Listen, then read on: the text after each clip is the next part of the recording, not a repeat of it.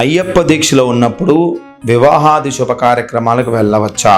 ఇక అయ్యప్ప స్వామి వారి దీక్షలో ఉన్నప్పుడు వివాహం వంటి శుభ కార్యక్రమాలు హాజరు కావటం సాధారణంగా ఇది నిషేధం.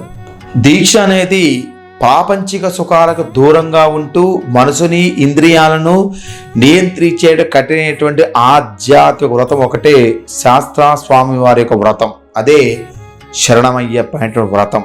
కాబట్టి ఈ నియమ నిబంధనలో భాగంగా మనసుని ఇంద్రియాలను మొత్తం కూడా నియంత్రించుకోవాలి, ప్రాపంచిక సుఖాలకి దూరంగా ఉండాలి.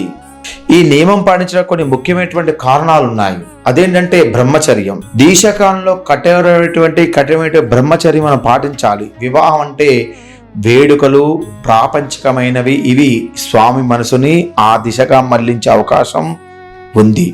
ఇక దీక్షలో ఉన్న స్వాములు భూతల శయనం, పాదరక్షకు లేకుండా నడవటం వంటి నియమాలు పాటిస్తూ ఉంటారు. భూతల శయనం అంటే భూమి మీద పడుకోవటం. ఇక వివాహ వేడుకల్లో సాధారణంగా కనిపించే భోగాలు, విలాసమైన వాతావరణం ఈ నియమాలకు విరుద్ధం. ఇక అయ్యప్ప స్వాములకి సాత్విక ఆహారం మాత్రం తీసుకుంటారు. వివాహాల్లో అనేక రకాల రుచికరమైన మసాలా ఉన్నటువంటి ఆహార పదార్థాలు వడ్డిస్తారు. ఈ దీక్ష నియమాలకు విరుద్ధం.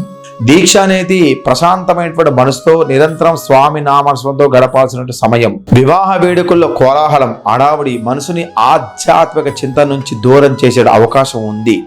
ఇక కొన్ని అత్యంత సన్నిహిత బంధువుల వివాహాలు తప్పనిసరిగా హాజరు కావాల్సి వచ్చినప్పుడు గురుస్వామి సలహా మేరకు కొన్ని నియమాలు పాటించవచ్చు. వీలైనంత తక్కువ సమయం వేడుకల్లో గడపాలి. విందుల్లో పాల్గొనుకోకుండా ఉండాలి. కేవలం కొన్ని తీపి పదార్థాలు మాత్రమే తీసుకోవాలి. పవిత్రమైన వాటిని మాత్రమే స్వీకరించాలి. వేడుకల్లో వినోద కార్యక్రమాలకు, ఇతర హడావుడికి దూరంగా ఉండాలి. బాలాదరణ సమయంలో దేవుడి యొక్క సినిమాలు మాత్రమే చూడాలి.